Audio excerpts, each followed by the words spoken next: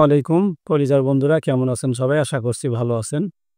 সকালবেলা রংপুর যাওয়ার সময় ৳৫ ভাঙতি ছিল না, যার কারণে অনেকের থেকে টাকা নেওয়া হয় নাই।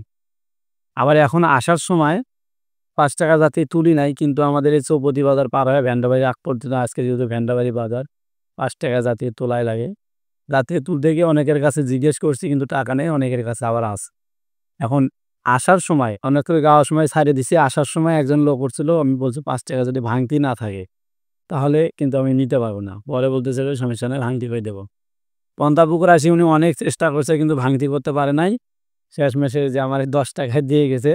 অনেকে ৳5 ছাড়ি দেওয়ার পরে আমি এই ৳10 পাইছি আপনার ঠিক আছে? কিন্তু এই সবগুলা লোকই কিন্তু আমার ৳10 দেয় নাই।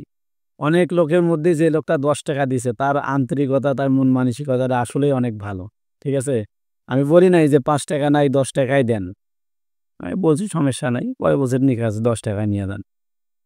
তো ঠিক আছে, কারো উপর জুলুম করবেন না, চাপ দেবেন না। ধন্যবাদ। যারা আমার চ্যানেলটি সাবস্ক্রাইব করেন নাই অবশ্যই সাবস্ক্রাইব করবেন আর ফেসবুকে জয়েন হয়ে যাবেন ইনশাআল্লাহ।